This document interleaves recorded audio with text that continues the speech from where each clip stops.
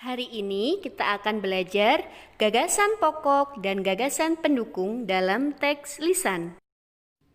Cara untuk mencari gagasan pokok dan gagasan pendukung dalam teks lisan adalah dengan mencatat informasi penting yang ada di dalam teks tersebut. Apa sih itu teks lisan? Ada yang tahu, anak-anak? Teks lisan adalah teks yang disampaikan dengan kata-kata melalui suatu ucapan oleh seseorang. Teks lisan yang akan dipelajari saat ini akan diceritakan oleh ibu guru dan kalian diminta untuk mendengarkan dengan teliti terkait kata-kata yang akan diucapkan. Kegiatan mendengarkan tersebut sering disebut dengan kegiatan menyimak. Mendengarkan merupakan salah satu kegiatan berbahasa yang menggunakan indera telinga. Dalam kegiatan menyimak, dibutuhkan kemampuan untuk merekam informasi yang disampaikan oleh seseorang.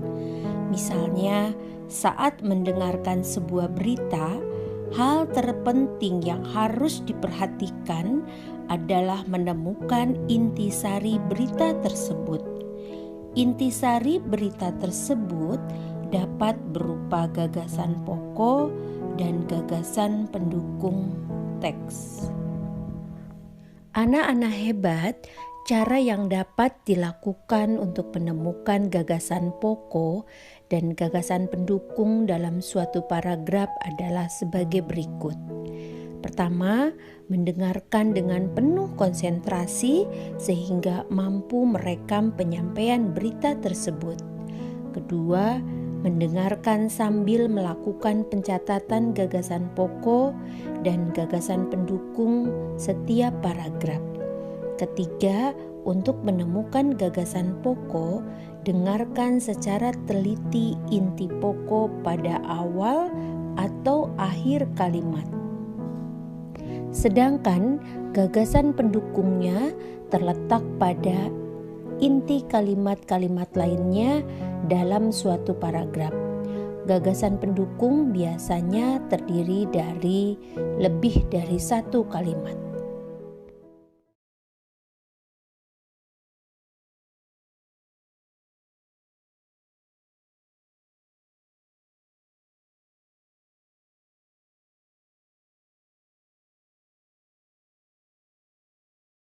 Menentukan gagasan pokok dan gagasan pendukung dari teks lisan. Karena melalui lisan, jadi kalian harus dengarkan baik-baik ya, jangan sampai tertinggal. Sebelum dimulai, pastikan kalian mendengar suara saya dengan jelas ya. Lalu, siapkan juga alat tulis kalian. Sudah siap ya? Mari kita mulai.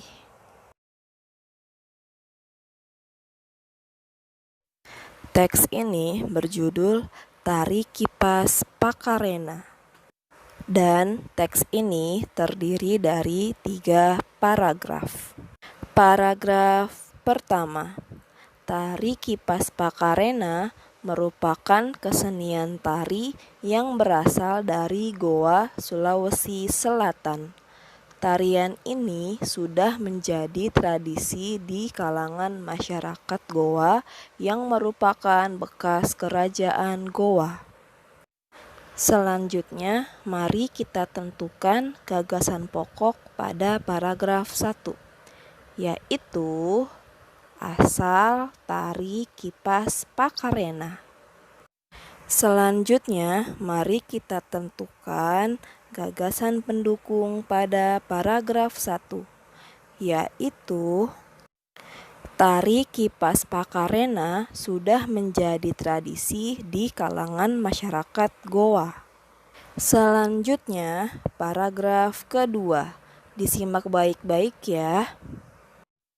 Kisah tari kipas pakarena berawal dari perpisahan antara penghuni Botinglangi atau negeri Kayangan dan penghuni Lino atau bumi pada zaman dahulu.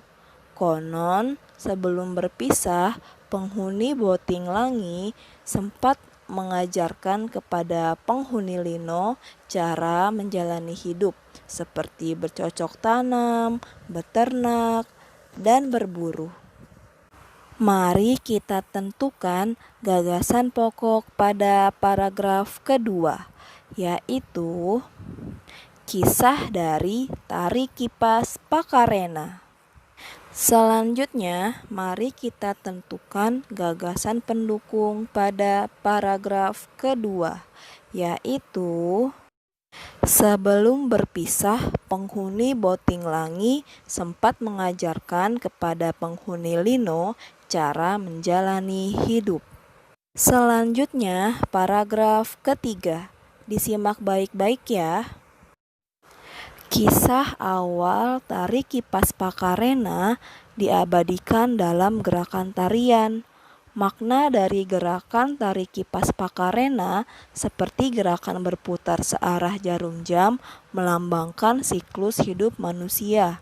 Gerakan naik turun mencerminkan roda kehidupan yang kadang di bawah dan kadang di atas. Cara menari yang lembut mencerminkan karakter perempuan Goa yang sopan, setia, patuh, dan hormat. Secara keseluruhan gerakan, tari ini mengungkapkan rasa syukur. Selanjutnya, mari kita tentukan gagasan pokok paragraf ketiga, yaitu makna dari gerakan tarian Pakarena. Selanjutnya, mari kita tentukan gagasan pendukung dari paragraf ketiga, yaitu gerakan naik turun mencerminkan roda kehidupan yang kadang di bawah dan kadang di atas. Cara menari yang lembut mencerminkan karakter perempuan Goa yang sopan, setia, patuh, dan hormat. Secara keseluruhan, gerakan tari ini mengungkapkan rasa syukur. Nah, jadi seperti itu ya cara menentukan gagasan pokok dan gagasan pendukung dari teks lisan.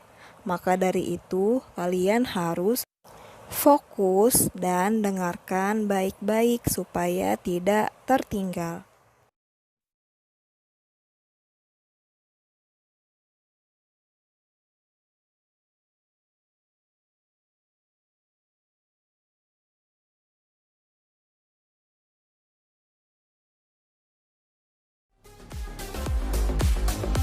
Ya anak-anak sekalian, materi kita pada hari ini adalah meringkas teks lisan.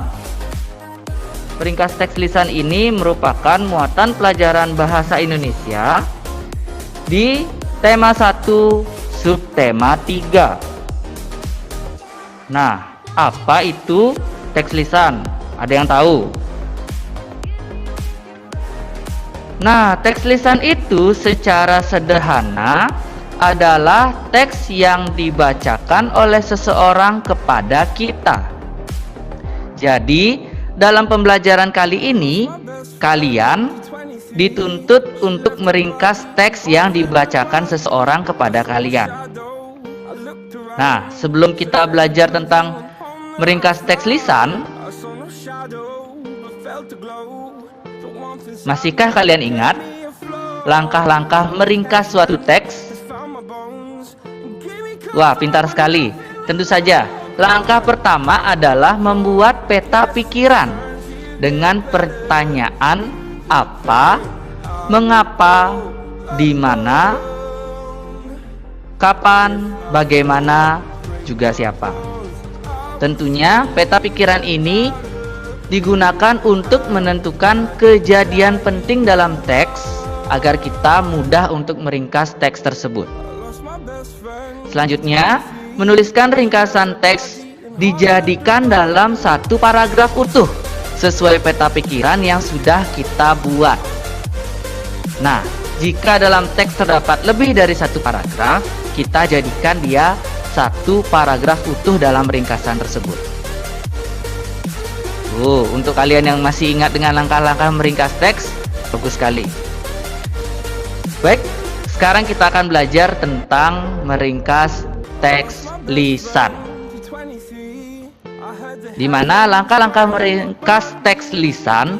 Yang pertama, tentu saja mendengar teks yang dibacakan dengan saksama.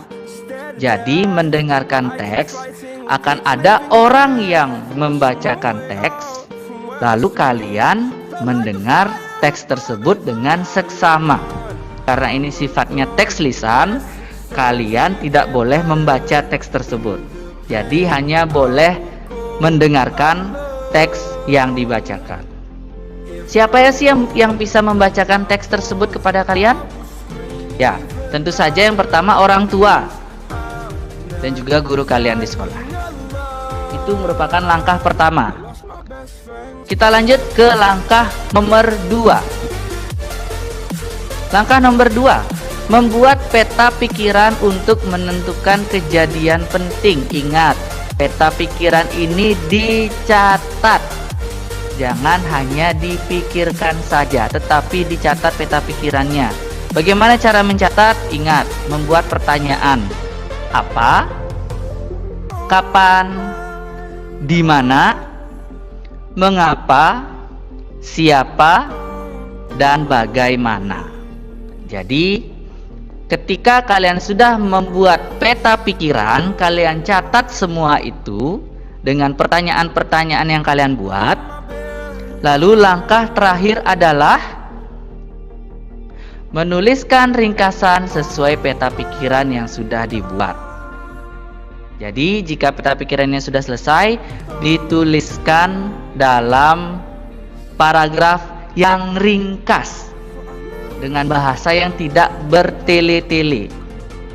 Ingat, dalam menuliskan ringkasan harus ada gagasan pokok dan gagasan pendukung. Oke? Ingat, catatan penting bagi kalian. Tuliskan ringkasan dalam satu paragraf utuh. Bagaimana? Kalian sudah siap? Pastinya kalian siap. Itulah tadi langkah-langkah meringkas teks lisan di tema 1 subtema 3.